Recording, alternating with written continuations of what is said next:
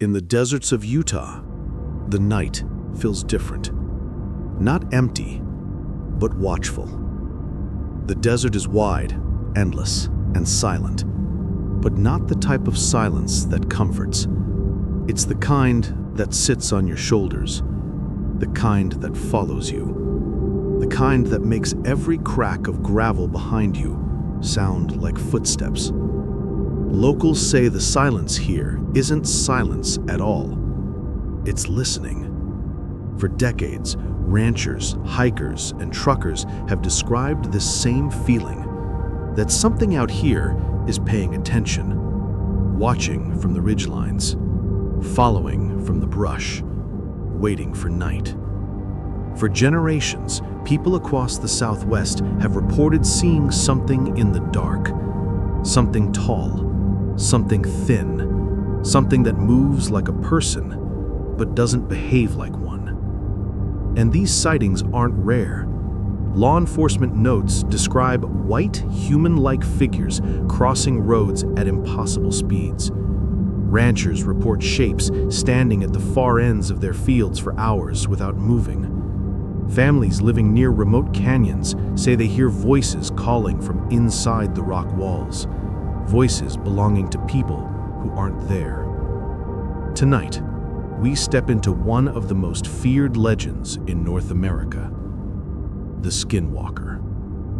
The name alone is avoided by many, not because of superstition, but because those who have seen something believe the name attracts attention, the wrong kind. In Navajo belief, skinwalkers were once human before choosing forbidden power. And while the culture itself rarely speaks about them publicly, what is known comes from researchers, ranch owners, and documented encounters, stories that avoid sacred teachings but still point to something dangerous, something intelligent, and something that does not want to be seen. The cost? A ritual so disturbing, elders refuse to speak it aloud. Researchers have noted that even mentioning the details brings discomfort. Interviews end abruptly. Recorders are turned off.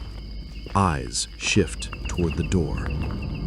Some say they can change shape, mimic voices, and walk as shadows. The mimicry is especially disturbing. Reports of children hearing their parents calling them into the dark when the parents were asleep inside the house, or hunters hearing their own voice echoing back to them. One rule repeats: you don't search for a skinwalker, because eventually it searches for you. One of the most known clusters of these encounters happened on a remote property in the 1990s, a place the world now calls Skinwalker Ranch.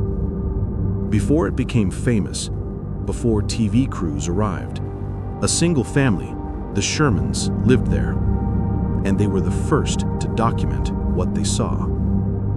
They described a wolf the size of a horse calmly walking towards them, not threatening, not stalking, just watching. When it grabbed a calf through the fence, the rancher shot it at point-blank range. The bullets tore flesh, but the creature didn't bleed. It didn't run. It didn't react. It simply let go and walked away into the brush. When they followed its tracks, the footprints suddenly stopped, mid-trail, as if it simply vanished. Later, strange blue orbs floated across their property, not round, not smooth, but intelligent, moving as if they were aware of being watched. These orbs terrified the family's dogs so badly that the animals ran into the woods to escape them and never came back. This wasn't folklore. These events were documented in the Sherman family's reports and later investigated by a scientific organization, NIDS, the National Institute for Discovery Science. Their findings included electromagnetic fields that spiked without cause, predator-like creatures seen on infrared cameras, cattle mutilations with surgical precision, light anomalies that moved with purpose, footprints that changed shape mid-trail. None of it was explainable. Not then, not now. One of the earliest modern encounters happened near Ballard, Utah, on land now known as Skinwalker Ranch. A rancher checking cattle late one night saw something standing among the herd, perfectly still. At first, it looked like a man. Then it moved. Its limbs bent backward, like bones were folding in the wrong direction. When the flashlight hit its face, the eyes didn't reflect light, they absorbed it. And disappearances tie this region together. In 2004, Garrett Bardsley, a young Boy Scout, vanished during a routine hike. Searchers found no footprints, only his clothes folded neatly on a rock. In 2022, Dylan Rounds disappeared from his remote Utah farm. That same week, locals reported strange lights and shadowy figures near the fences.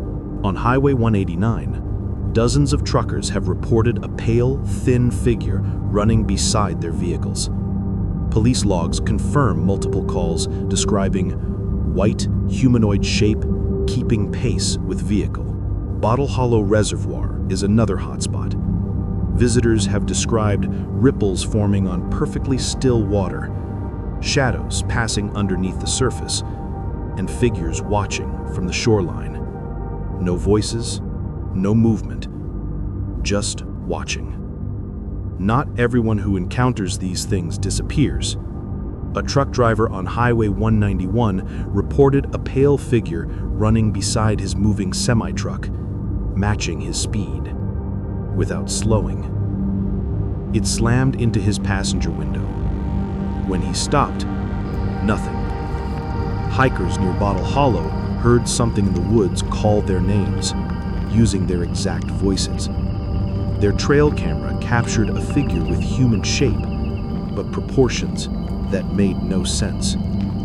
Investigators studying Skinwalker Ranch noted that the land itself reacts. Phones die without warning. Batteries drain instantly. GPS jumps hundreds of feet off location. Infrared cameras pick up tall, thin figures watching from hilltops that vanish when approached. At Dead Horse Point, 2 campers vanished. Their tent was sliced open from the inside. Their footprints began human, then shifted. Investigators studying Skinwalker Ranch noted that the land itself reacts. A Navajo elder once said, "Skinwalkers do not hunt strength. They hunt attention. The more you seek them, the more they follow." So the question remains, are these stories nothing more than fear and folklore? Or does something ancient still walk the desert, watching, waiting, listening? If you think the story ends here, it doesn't. Subscribe before the night finds you again.